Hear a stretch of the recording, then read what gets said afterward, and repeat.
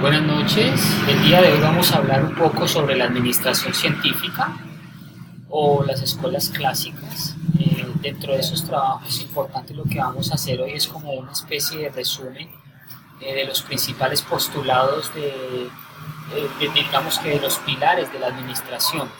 Como primera medida es importante hablar un poco sobre la administración científica y la administración general o industrial, y luego vamos a pasar un poco a los ciclos del proceso administrativo.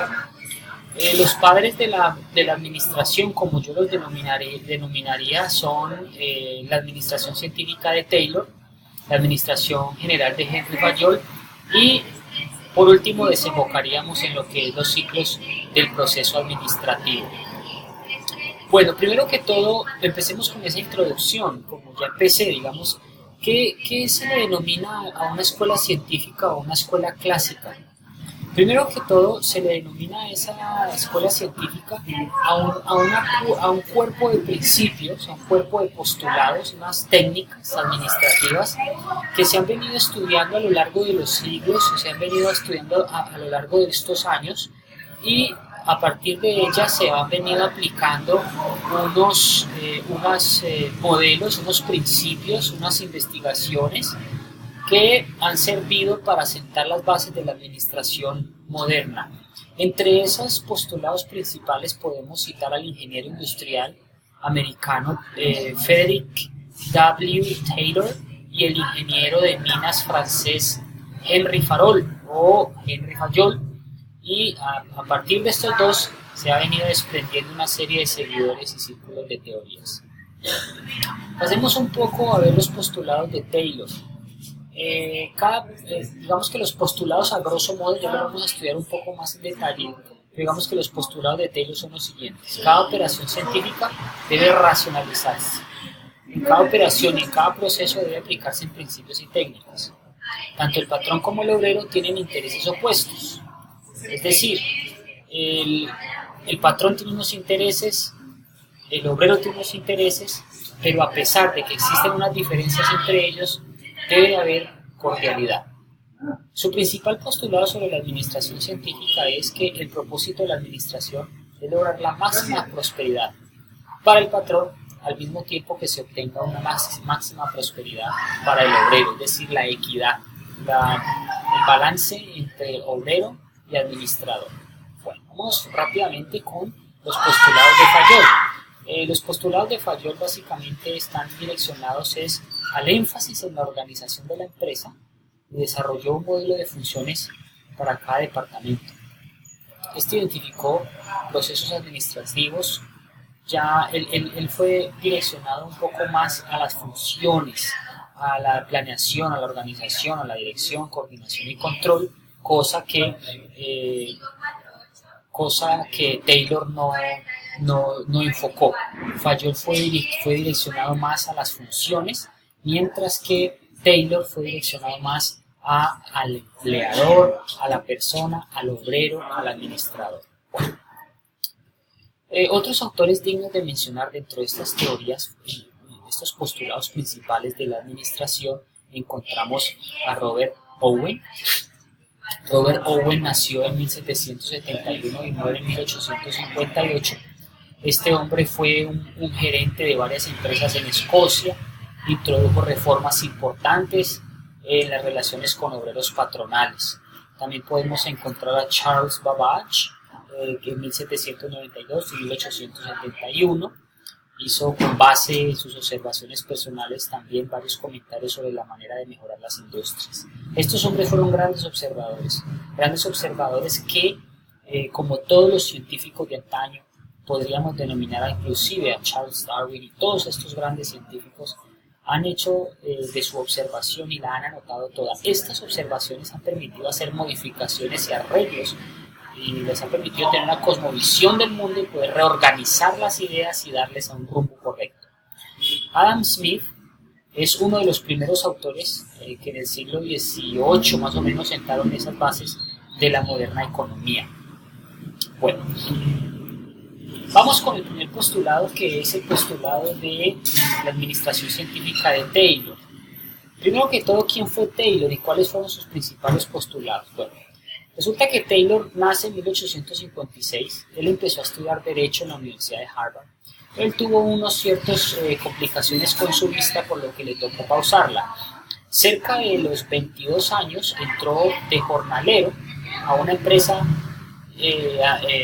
americana y ya más o menos en 6 años fue promovido de jornalero a ingeniero jefe. Su vista mejoró y decidió estudiar ingeniería. Lo interesante es que estudió de noche y trabajó de día para optimizar mejor sus resultados. Este hombre, como los demás que ya mencioné, fue un gran observador y él se interesó mucho en la relación patrón-operario y encontró unas irregularidades dando paso a un gigantesco y sin saberlo a los principales postulados de la administración moderna. Miremos un poco sobre los postulados de este pensador. Primero que todo, él menciona que la industria, para su funcionamiento satisfactorio, debe proceder científicamente, es decir, debe aplicar los métodos racionales en sus operaciones y procesos. Con base a los conocimientos de los métodos y tiempo necesarios, se puede formular un buen plan de dirección y racionalización. También él estuvo muy enfocado en los salarios. En los salarios pues se debe establecer con base a un mejor funcionamiento de la empresa. Para ello pues es necesario esa racionalización de costos de producción e incremento de la productividad per cápita. También se enfocó mucho en el mínimo consumo del esfuerzo humano y de los recursos naturales y del capital a invertir. ¿Qué significa ese mínimo consumo del esfuerzo humano? Es decir, pequeños resultados, pequeños esfuerzos, grandes resultados. Mínimo consumo de esfuerzo humano, recursos materiales y capital. Es decir, empezó con la materia de la industrialización, es decir, que la mano de obra se redujera y que todo fuera un poco más industrializado y mucho más eficiente.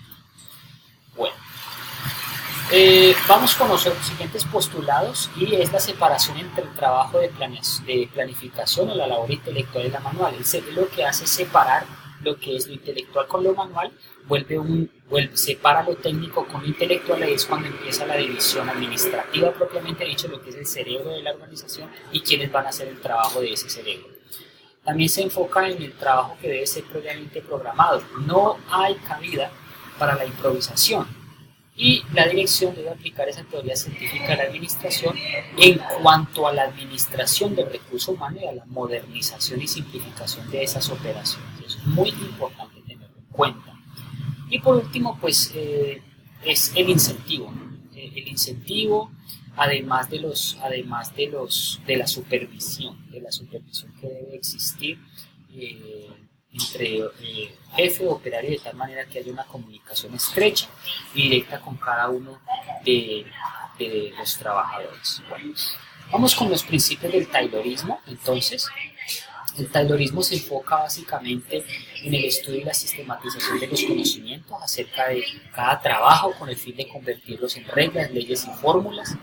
También se basa en la selección científica de los trabajadores, tomando en cuenta la naturaleza del trabajo y las aptitudes y esas capacitaciones requeridas, en el adiestramiento y capacitación del trabajador por medio de las enseñanzas y métodos científicos.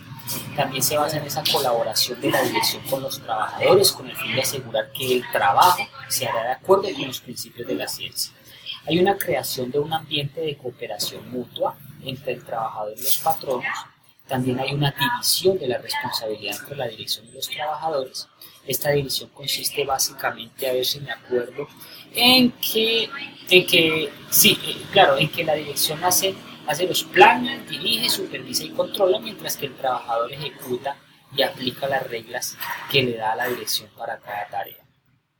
Y por último tenemos la supervisión especializada, como ya mencioné, que es para que las distintas etapas de un proceso puedan llevarse efectivamente a un buen término.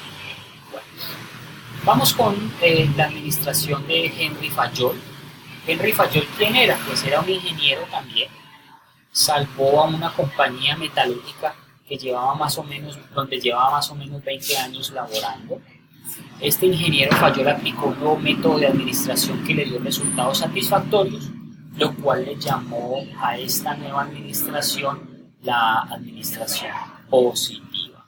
Bueno, ¿cuáles son los fundamentos de la teoría administrativa de Fayol, las operaciones técnicas,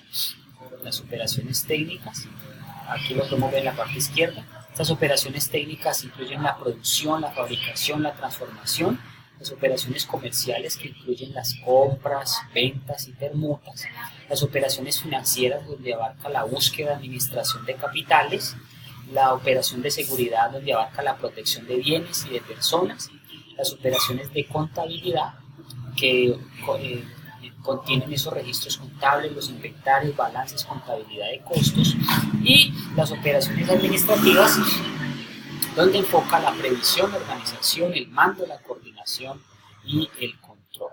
Estos 6 grupos de operaciones o funciones esenciales existen en toda empresa, sean simples, complejas, pequeñas o grandes. Todas deben depender de estos principios fundamentales de la administración. Bueno, aquí ya podemos ver unos principios fundamentales de Fayol. Estos principios que él fundamenta son los siguientes: principios de la administración del trabajo, principio de división del trabajo, principio de autoridad, que es la facultad de mandar y en el derecho de ser obedecido, el principio de disciplina, que es el respeto y acatamiento de las normas, el principio de mando. Este principio es de la capacidad de yo como subordinado obedecer a mis superiores. Luego tenemos el principio de unidad de dirección, donde todas las actividades deben ser armónicas, todos deben cooperar para alcanzar las políticas de la misión, la visión y el rumbo de la empresa. El principio de subordinación, como ya mencioné, que es del interés particular al interés general. El interés de un trabajador no debe prevalecer sobre el objetivo de una empresa. ¿Qué quiere decir? Que el interés global de la empresa prima sobre los intereses personales. Bueno, luego viene lo que es el principio de remuneración personal, que es como el incentivo económico de la persona. El principio de descentralización, es decir, que del cerebro emanan todas las demás funciones de la empresa. El principio de jerarquía, que es la importancia de los jefes de mayor a menor nivel. Tiene un principio de orden, que es un lugar para cada cosa. El principio de equidad, que es la combinación de generosidad y justicia. El principio de estabilidad del personal, que es la importancia de mantener al equipo de trabajo unido y tratar al máximo de conservarlo. Bueno, y por último tenemos el principio de iniciativa, que es una persona consigue un plan y asegura su ejecución. Y por último el principio de unión personal, que es la armonía, la solidaridad y la unión del personal, donde constituyen la mayor fuerza de una empresa. Por último tenemos los ciclos del proceso administrativo, que es esa aplicación del método científico a la ejecución de las funciones del proceso administrativo. Ese ciclo, como lo vemos aquí, está dado de la siguiente manera: es la toma de decisiones, es la programación, la comunicación y control y evaluación. Ahora, ¿cómo podemos aplicar eso? Es decir, cada una de las funciones del proceso administrativo, que es planeación, organización, dirección y control, se realiza mediante la ejecución de los ciclos de la actividad humana. Por ejemplo, si tomamos el proceso de planeación, necesariamente hay que tomar decisiones sobre el cual es el objeto o asunto que vamos a planear, cómo, por qué. Una vez tomada la decisión, debe programarse la acción para la elaboración del plan en cuanto a tiempo, investigación y recolección de datos.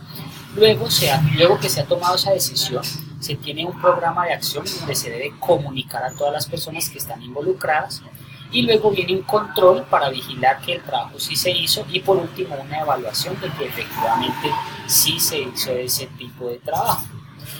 Como conclusión podríamos decir que, de acuerdo a lo que dice Drucker, la práctica sin la teoría es un ejercicio peligroso. De ahí la importancia de las teorías administrativas, ya que ellas son el fundamento mismo de la administración.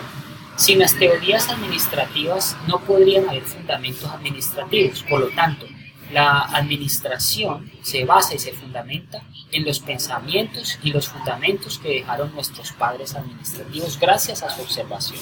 De ahí la importancia de las teorías administrativas que acabamos de estudiar. Quiero darle un saludo muy especial a todos mis compañeros y al profesor por toda su cooperación. Muchísimas gracias al profesor Juan Arana, a toda la Universidad Manuel Beltrán, el programa de gastronomía. Espero sus comentarios. Muchas gracias.